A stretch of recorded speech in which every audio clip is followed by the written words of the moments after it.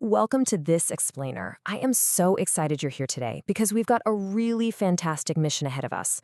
We're going to completely master the grammar of if/then, real conditions in the present and the future. Now, I know grammar can sometimes sound like just a dry set of rules, right?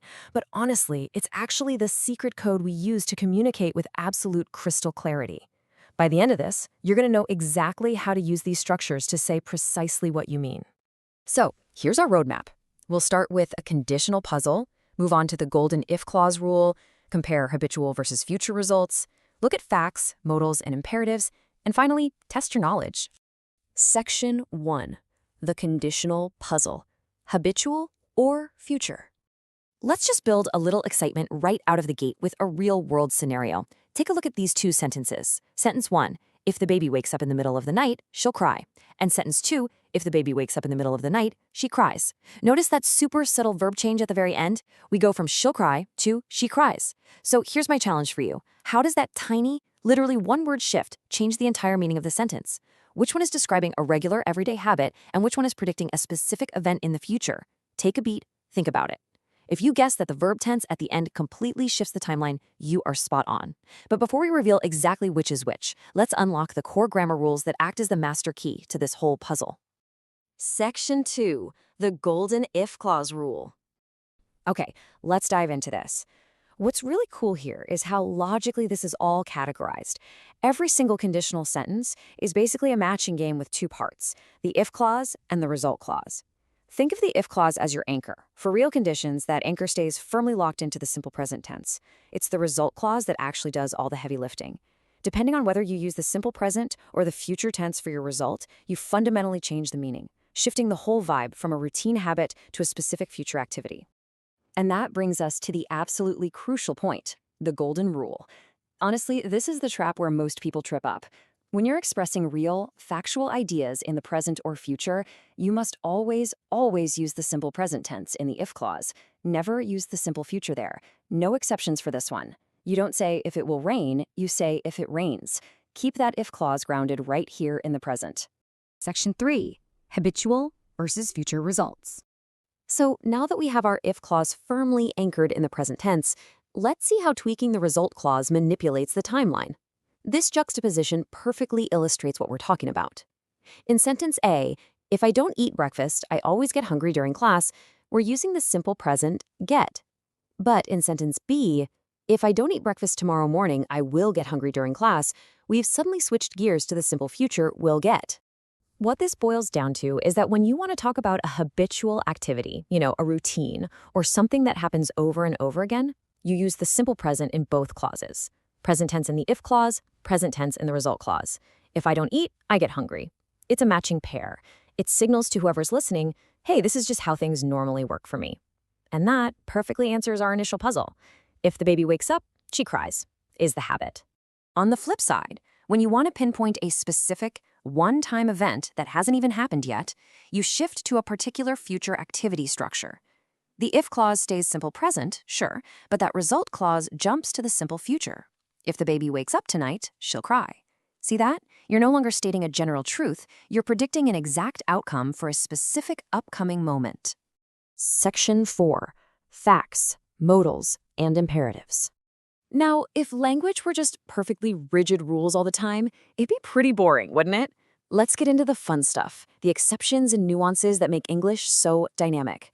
First up, predictable facts and general truths. When you're talking about something like a hard scientific fact, the rules loosen up a bit. Saying water freezes or water will freeze when the temperature drops are both totally acceptable. For established truths, the simple present and simple future can actually just be swapped out interchangeably in that result clause. And hey, you aren't just limited to basic tenses either. Your result clauses can really pack a punch by bringing in modals and phrasal modals. If it rains, we should stay home. If it rains, I might decide to stay. Throwing in words like should, might, can, or going to instantly injects this great sense of ability, advice, or probability into whatever your condition is. You can even use them to give orders. Take this sentence, for instance.